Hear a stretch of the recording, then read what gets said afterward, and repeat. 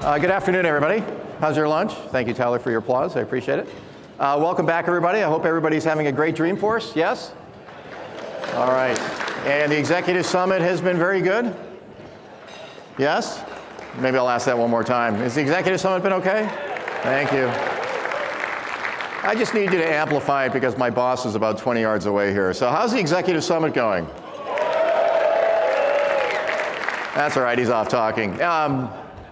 How many folks had the opportunity to go see U2 last night? That was pretty good. So there were a lot of highlights from that concert for those of you who did not get the chance to go. The part that kind of kept me up at night, though, was the video clips of Trump. It just kept on. I'm not going one way or the other politically, I'm just saying. Anyway, it was kind of a rough night.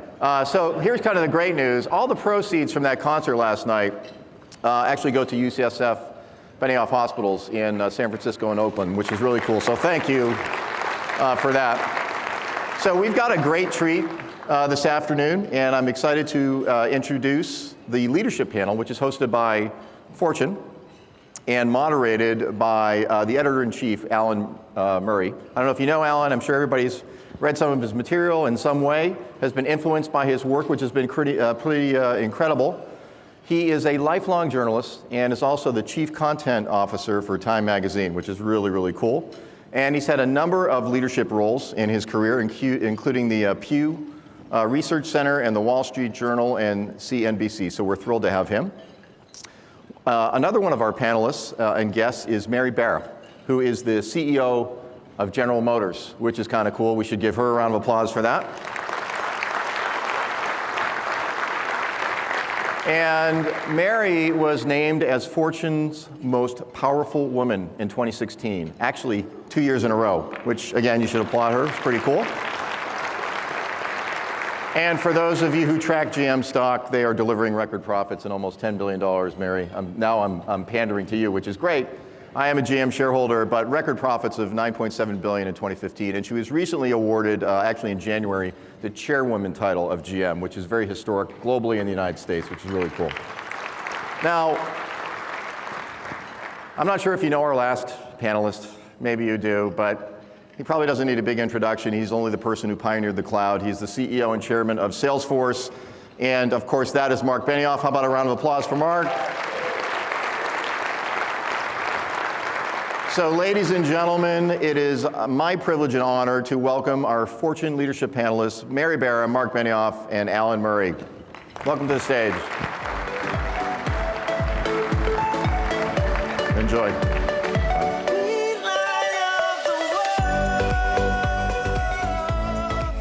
So I'm the moderator this afternoon, but I am under no illusions about who is really in charge.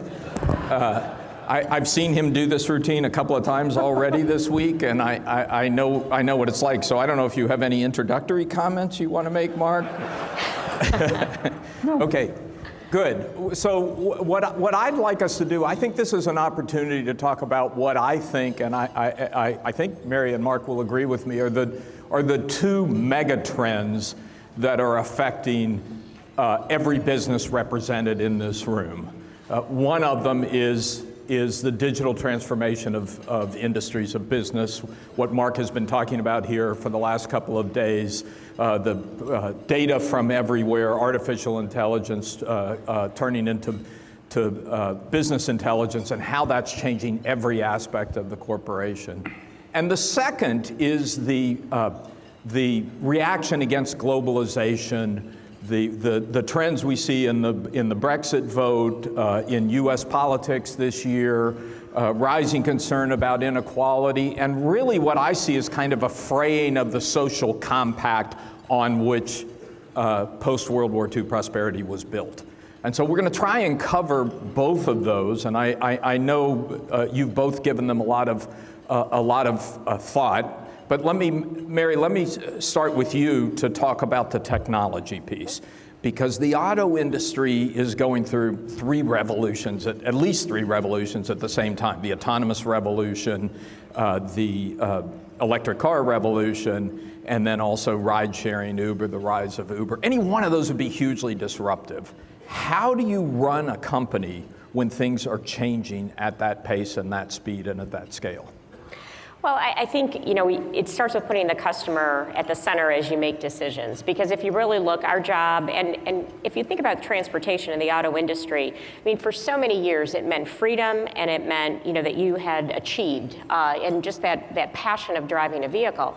But when you look at now, and you look at sharing, as an example, if you are living in a dense urban area and you have to pay a lot of money to park your car, and you have to, you know, when you get into it to drive it, it's not enjoying the thrill of the road. When you get to where you want to get, if there's a place to park, it's expensive. So your cost of ownership and your, you know, the value to the customer isn't as great. There's a lot of pain points in that. So that's when we look at sharing. And so when you look at autonomous, I mean, one of the reasons why autonomous will move us to a safer way of transportation. Right now in the United States, last year, 34,000 people lost their lives in traffic injuries. 95% were human error. And so, you know, when we get to safe autonomous, I think it's going to be very important. And there's still going to be opportunities to drive. I'm a person who loves to drive, but I think when you look at some of the ways we get from point A to point B, it'll be important.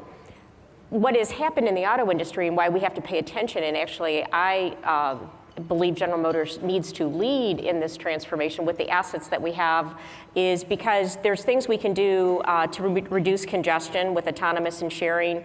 When you think about, you mentioned propulsion, also from a propulsion perspective, you know, really having less of an environmental impact. We've made the commitment by 2050 that we'll be, you know, running on all renewables. A lot of people say it's 2050. But we've made the commitment, and once we've put the you know, the line in the sand, now we're going to back it up and see how much we can improve on that. And then I would say the fourth that is connectivity. So, and connectivity is really the platform for so many of the other services that you can put into the vehicle to make people's lives better, to add more value. And that's the way we look at it. We've got a 20-year head start with OnStar. By the end of the year, we'll have 12 million vehicles connected on 4 continents. And so you take connectivity, you look at how aggressive we are in electrification, also equally aggressive in autonomous, and then participating in sharing, all centered on what's going to make transportation for the customer better. And which of those 4 do you see as the most, which is the most earth-shattering for the organization? Well, you know, when you look at from an autonomous electrification and connectivity, that is all pure technology, and General Motors has, you know, 30, 40,000 engineers that's their passion. I think sharing causes us to think the most differently. Yeah, interesting. Because also, you know, a sharing model is not something that requires a long development and validation cycle. You can stand things up like we do with our Maven brand, and then if something doesn't work, you either shut it down or tweak it, and the next day you're running the new version. Yeah. So that's, I think, a different mindset than some of the other technology-driven. That's really interesting. So, Mark, the auto industry has gotten thrown into this fast and furiously, but every industry is going through it in some form. If you were, and this is what you're trying to enable with your products, if you sort of think of digital transformation along a scale of 1 to 10, where are we in most industries at this point? We're still at the beginning. We're at the beginning of the beginning. Like a 1. Maybe we're before 1. I think that, you know, we are, and I know because I've been on I think a lot of people here know, and I've met with a lot of the folks who are in the room just in the last 3 weeks, because I've been on the road for the last 3 weeks meeting with customers before that keynote happened yesterday. I wanted to be out and have direct conversations, and I did with more than 200 of our customers. And I went to 8 cities in the US, specifically I also had been in Japan. And, you know, I think that Mary's story and kind of her vision, that she's really working on a vision for the future of General Motors, that this is like, not just, you know, in the areas that you're talking about, whether it's electrification or the sharing economy or the autonomous vehicle, but, you know, the values that are guiding the organization are shifting as well. And I think Mary's legacy in General Motors will be that, you know, she will have taken a set of values, and maybe her company will have moved from maybe quality was, you know, number 1. One of her competitors says quality is job 1. You know, maybe trust is moving to the top of the values hierarchy. And I think that that is what's going on for a lot of our customers. Explain that. I mean, what does that mean for a company like GM to say you're going from quality to trust? Well, as we move to a more, as we move into a society that's kind of coupled to two things. One, these incredibly broad movements into technology where, you know, we all know that technology is getting a lot smarter and more connected. But we also know that we're moving into this world of inequality as well. That's globalization's child, and I think, you know, that's kind of where you were going with your comments. Both of these things kind of have put the world into a trust crisis. And every now and then you step into that trust crisis. Mary knows because her predecessor gave her some gifts, and then she's done a beautiful job coming out of the trust crisis back into trust. And that's her challenge, right? To not only for herself to come into trust, but then to bring her whole organization and everyone up. And then I think that, you know, she's such a great example of a leader, which is why we wanted to have her here, what she's doing, building a new trusted General Motors.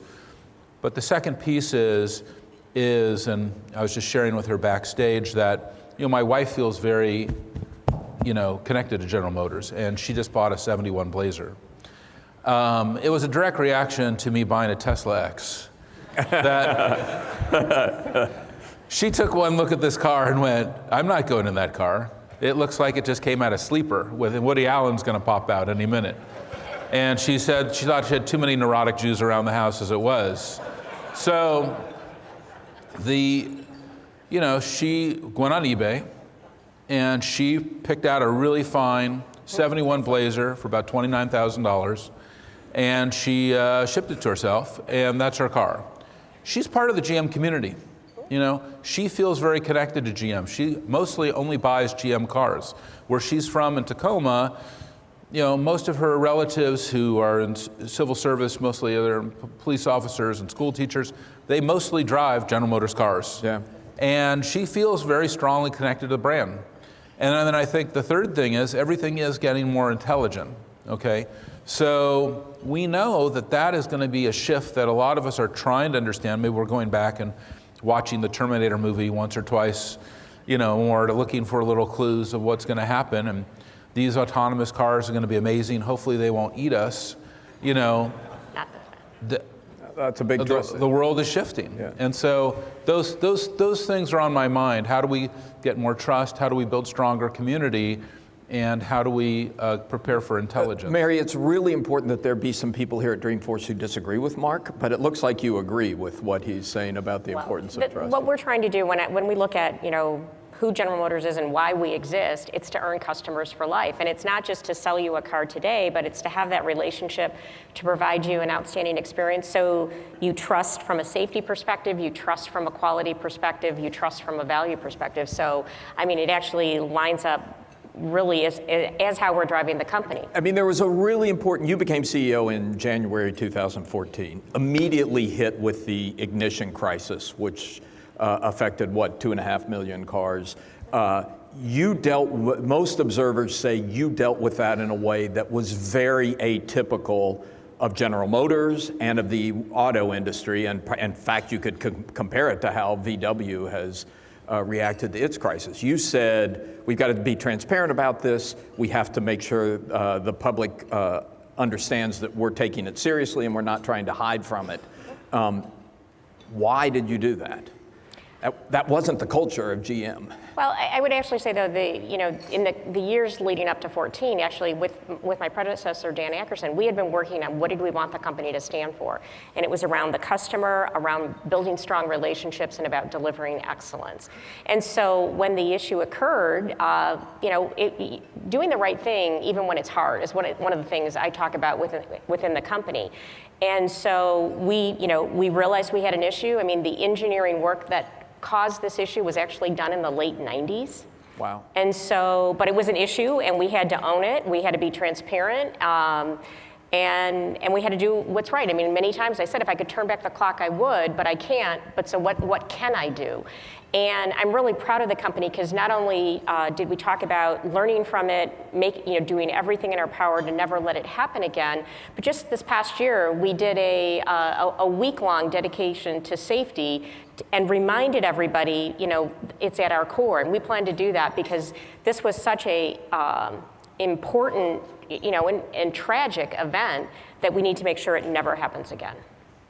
You, in the Most Powerful Women edition of Fortune, which I hope everyone will read, I mean, for some reason, Marc has put copies of Forbes all over the convention center. I don't know what's going on. We can change that, Alan. We can change that. Just a couple small things. I know what I have happen. to do, yeah. But in the Most Powerful Women edition of Fortune, Jennifer Reingold interviewed you, and at the very end she said, what's the one piece of advice you have for other business leaders? And you said, speed, move quickly, recognize that time is not on your side. I thought that was really interesting. What led you to that conclusion? Well, I think there's been many times in the past where General Motors had the technology, had the idea, but couldn't get out of its own way to put it into the marketplace. And so, and really everything is moving so quickly when you look at how technology affects, and we don't have a right to exist. And so one of the cool things is we bought Cruise Automation, which was a 40-person startup, right here in San Francisco. And we're making sure that it keeps its speed. In fact, as I talk to the two co-founders, I often say, don't let anything, because the 220,000 people of General Motors are here to help, but you don't need that kind of help. And so, and we picked some really high potential people who really value speed and have done innovative things. They're kind of points that can get them anything they need from General Motors, but they're not getting caught up in some of the processes that are necessary to run a company of that size. But what I'm finding is they're driving a lot into the company. So, in the past, if somebody said, I've got to get this task done and it's going to take, this long to put the business proposal together and it's going to take 20 people, and in the time that they put the business proposal together, the Cruise guys are saying, just give me 3 engineers, I'll get it done. And that is kind of permeating through the company in a very positive and powerful way. That's good. Marc, you've seen this played over in many different companies, and you have to be nice to them all because they're all your clients. But I think the story Mary is telling is the exception, not the rule. The rule tends to be the big lumbering companies, when they have a startup in their midst like that, tend to choke it, tend to smother it. What are the keys to success in a situation like that from your point of view? Well, we all want to innovate. This is important. All of us want to have innovation as one of our core values in our company. Who doesn't want that? And, one of the challenges is that as, your company goes farther along through history and gets bigger, you always have this kind of, innovation neurosis. Am I innovating enough? Am I going fast enough? Am I going to come up with the new ideas first? And you don't want to be known as the fast follower. You want to be known as the innovator. And you want to be the one who's going to have the new idea and have, I coach a lot of executives on how to maintain that, within themselves. How to maintain that what I call beginner's mind. It's one of the reasons why. If you haven't done that, we have 40 monastics from Plum Village, France, who teach under the disciplines of Thich Nhat Hanh, literally outside the front doors of Moscone, sitting and meditating and teaching beginner's mind with all of our participants. How many of you have seen or been with any of the monks yet? Anybody? Have they let you out of this room? Okay, a few people. Did they go to the U2 concert? They also went to the U2 concert, Okay. Yeah. Monks like music too, Alan.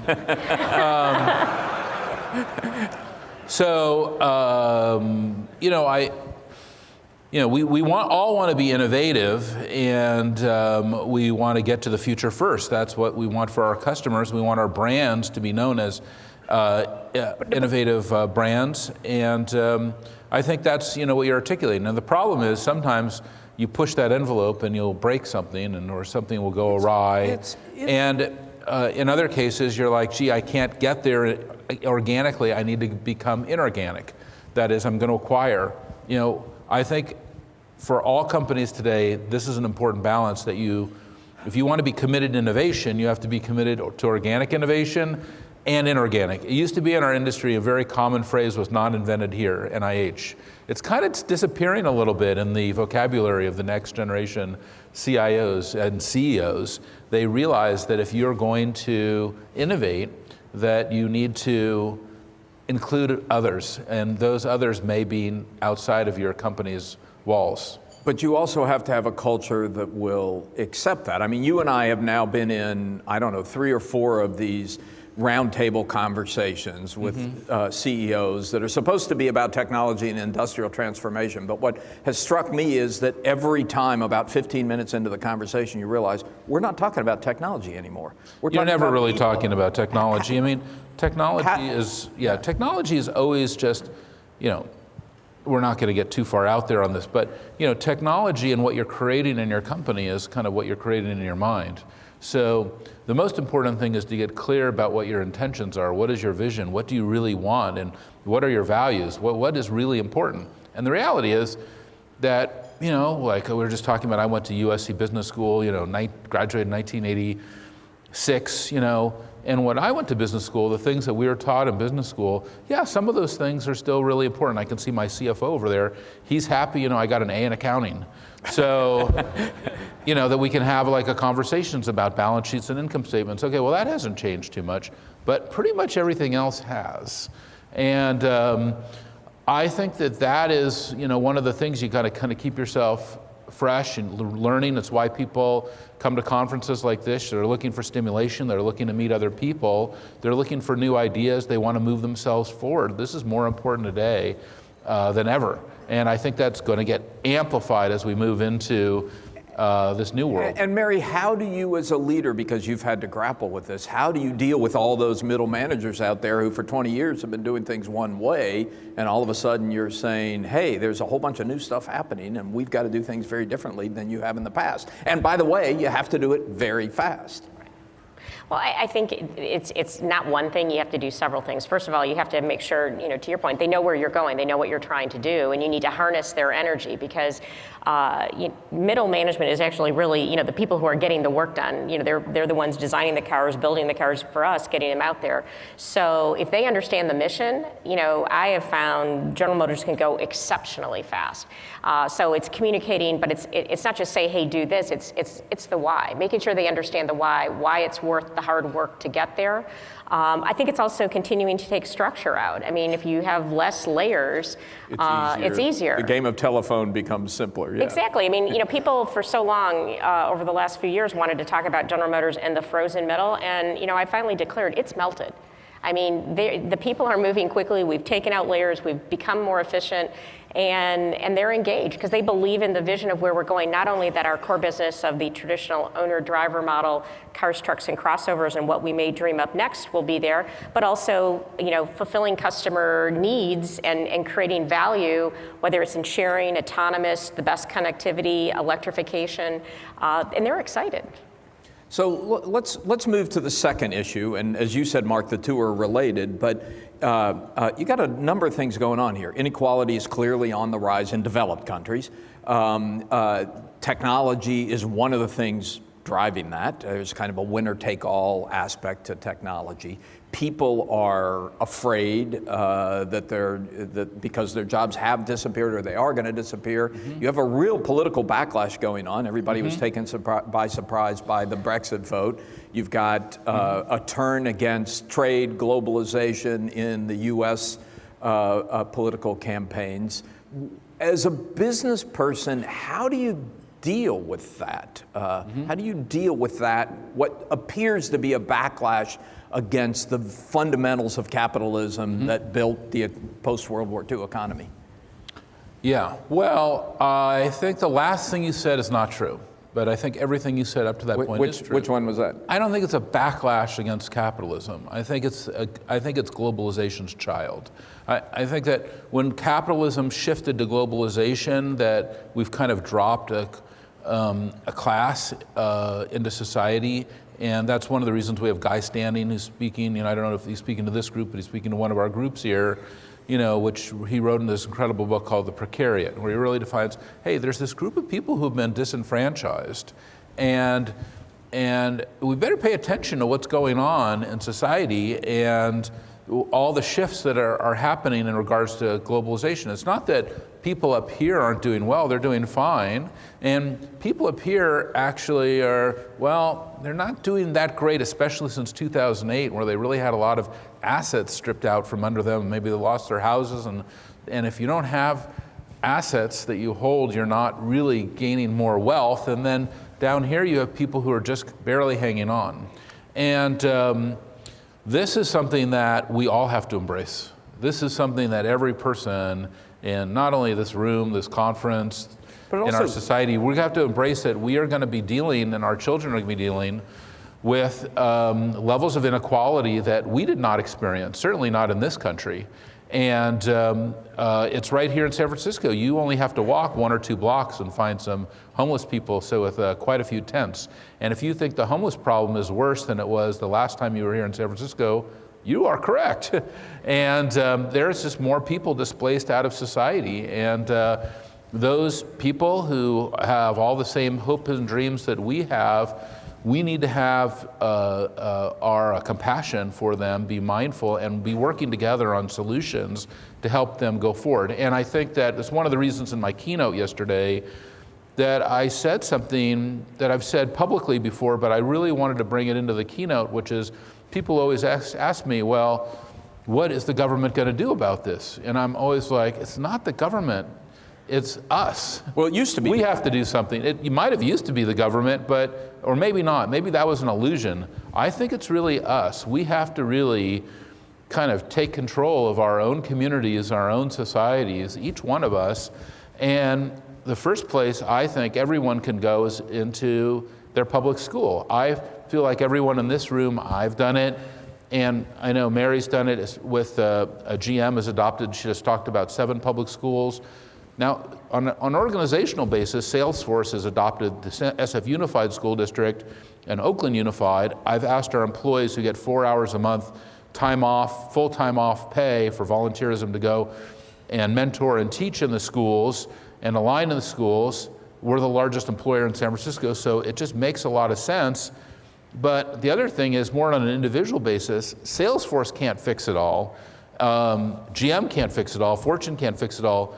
But together as individuals we can, because I think one thing that's really important is that we all walk 6 to 10 blocks or whatever it is, find our local public school, whether it's an elementary school, a middle school, or a high school, knock on the door and start working with that local principal. Because I'll tell you that if those public schools don't get fixed and we don't get our hands around and our attention on those local public schools, this inequality thing is really going to become a much, much bigger problem. But Mark, it also seems to go back to the issue of trust that you talked about at the beginning. People obviously don't trust government to deal with these problems. They don't really trust you, and they certainly don't trust the media. I mean, with the trust debt, how do we get that back so that people are willing to engage in a conversation about solutions? They trust each other, though. And that's also, I'll just say exactly how I feel about that, which is that I've been on the road for the last 3 weeks with, more than 200 of our customers, had one-on-one conversation with them. And I have to tell you that it really impacted me, and I'm going to start talking about this more, and talked about this with our employees as well. And maybe it will help you and your companies if I just kind of tell you how I'm feeling, which is that usually when I'm talking to our employees, we have a name for our culture inside our company. I don't know if you have a name inside for your culture. Do you name your culture? Do you just call it the GM culture, like HP used to call it the HP way or something? No, in fact, I try to avoid the word culture. I talk about behaviors. Behaviors? Yeah, okay. It's our behaviors. Our behaviors. But say why you try and avoid the word culture. Well, because if I work on my behaviors, I could do that right this minute. Yeah. When people talk about culture, it's a 5-year journey, it's a 10-year journey. Well, I'm kind of a results-oriented person, so I want something now. So if we all start behaving, in the direction to take us where we want to go. So that's why we focus on behaviors. How are we behaving every day? That's really nice. So I think that, in that light, we've been saying to our company, we were talking about our culture and things that are important. We're very fast growing, so, more than half our employees have been with us less than 18 months. So that's, our challenge, and as we continue to just have meteoric growth, we want to make sure that it's clear, what our culture is and what our values is, and the things like trust and transparency, that's at the height of our hierarchy. But the thing, here's my big revelation being on the road, and I had said this to our employees when we had this offsite in the summer. I brought in a number of our executives, individual contributors, and special interest group leaders, and I said, look, this is our culture, this is our family, but our family is also our customers. Our customers are also our family, and our partners are our family. And in Hawaii, we have this word ohana, and that also is the name of our culture. We call it ohana. We labeled our behaviors ohana. And so we said, no, our ohana is not just our employees in this room. Our ohana is also our customers as our family, and our partners are our family. You have a very big ohana. We have a very big and growing ohana. And I look at it that way, and I said to our employees, you treat our customers the way you would treat your family. That's the behavior we want. You treat the partners, you behave the way you treat your family. And if that isn't how you're doing it, and I know not all software and technology companies do that, we won't name any names, then we aren't being Salesforce, because that's how Salesforce behaves, to your point. We treat our customers and our partners and ourselves as if it is our own family. And then all of a sudden I have this kind of feeling, and when I got here, and you can go out and see you can see actually right behind, I'll show you in a second, that what was really exciting to me when I went on the road and talked to all these customers is that there is tremendous community with Salesforce. When I look at all of our customers and how they talk to each other, interact with each other, support each other, help each other, that the community is what's so amazing. And of course, they come back here every year for Dreamforce Indoor. We have 1,000 events like this all over the world happening all the time. And then it kind of hit me, wait, something's wrong with our marketing. Yes, our marketing is kind of like, you might wonder, we're out all on that right now on a family camping trip, which is something that we're working on at this conference, trying this out, this new branding idea. The trees. The trees, the family. But the food is better than the average camping trip. Better, okay, there you go. But then I noticed that, our marketing is still not completely there, because here's one of our great customers right here talking about a whole new way to deliver personalized care, but he's standing by himself. That is not Salesforce. Salesforce does not allow any customer to stand by themselves, nor do Salesforce customers feel like they're alone. Salesforce customers actually feel that they're part of a community. And it's kind of back to my conversation with Mary earlier, which is, it's like how my wife feels about her 71 Blazer, and I'll give you an example. Other people who are driving by who have that relationship with GM and feel that in their heart, they honk and wave. I don't know, because I have a beautiful wife, so I'm like, maybe that's why they're honking and waving.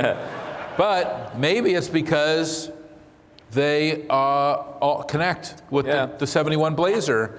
And I think for a lot of our companies, probably more than we're willing to believe, that we are more, we use this word, and I loved what you said, because it's something I've said so many times, and it's something I'm going to try to stop saying, which is I'll say, it's so important to connect with the customer, and we want to be connected with our customer in new ways, and we really want to go deeper with our customer.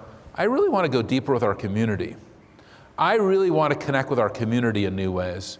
And when I look at our customers, the communities that they have, that is their greatest asset. Yeah. Like if I look at Louis Vuitton, it's not just the one person who is holding this beautiful bag, but it's the person who comes by and says, I love that bag too.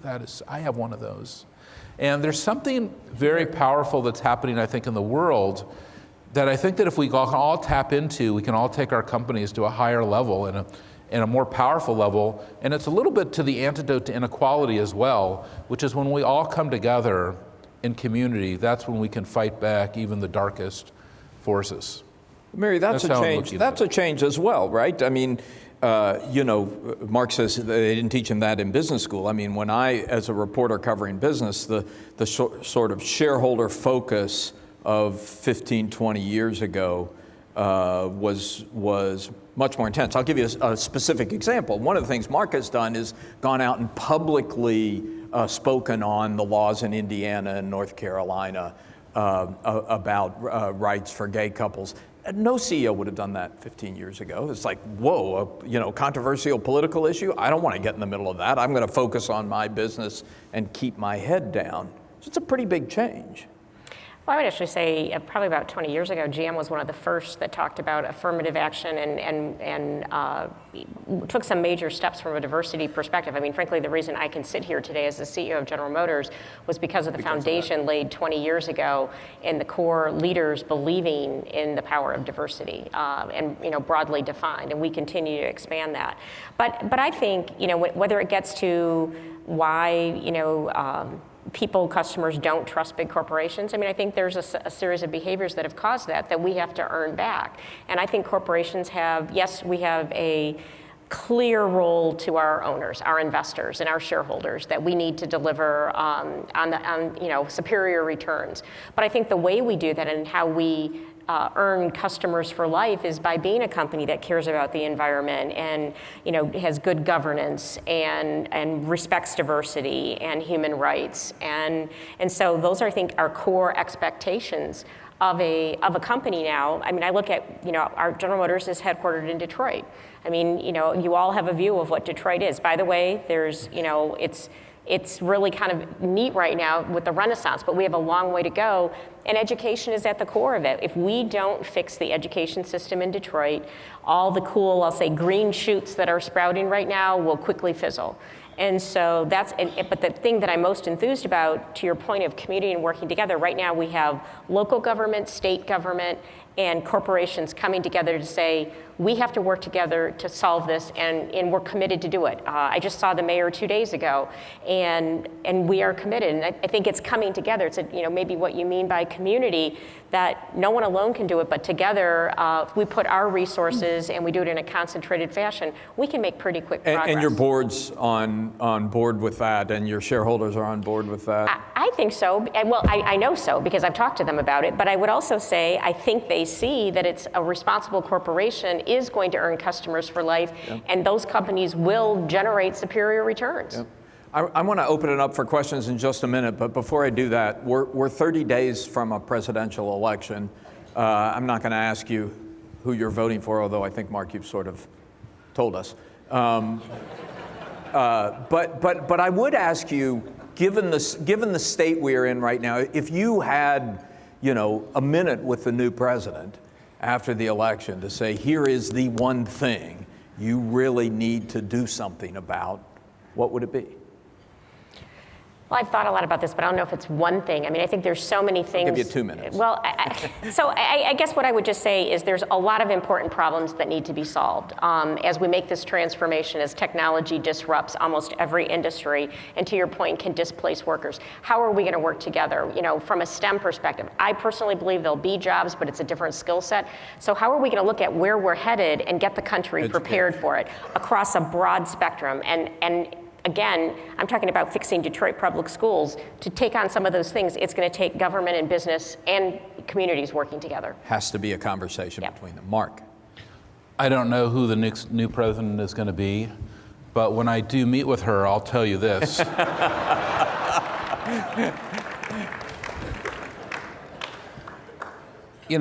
think that if we are going to look at inequality, which I think is something that we're going to start talking a lot about, all of us together, that we're going to start talking about it prenatally, that where you're born and the family you're born into, and now I'm going to use Mary's words quite a bit going forward, behaviors that family has, is going to indicate whether you're going to succeed or fail in our society.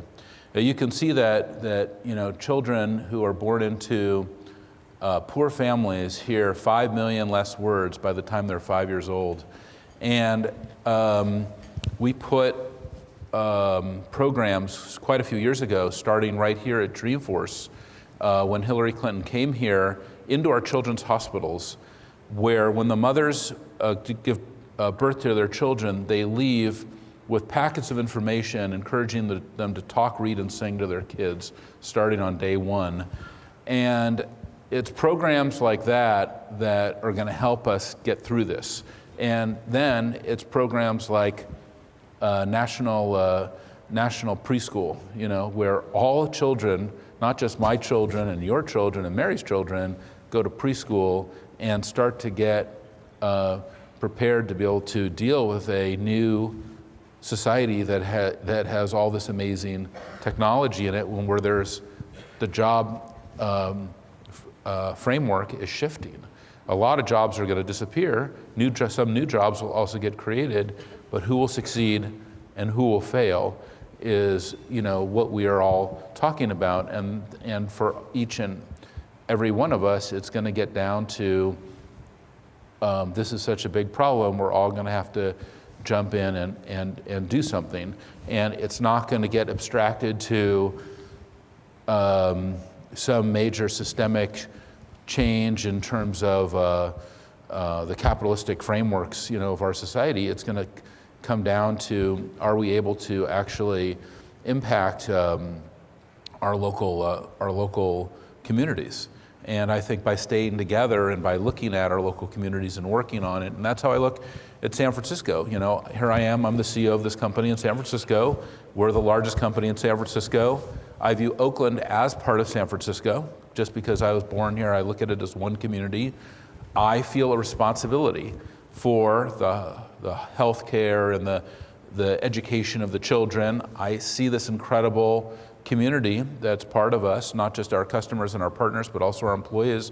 And I know that with a little bit of a shift and a little bit of encouragement, we can get them to do a little bit more in the community, and I hope that we will be able to rise up. The results that we've seen in our local public schools since we've been doing this over the last 5 years have been phenomenal. Good.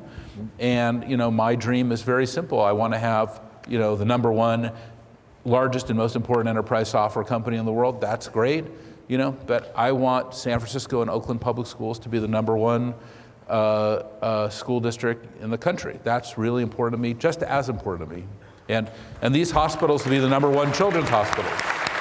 And I know that for all of you, if you go back to your communities and you take those goals for your companies, you'll achieve that. Whatever we put our minds to, we achieve. Look at what she can do, taking a whole huge company and how much change she's been able to implement in only 2 years.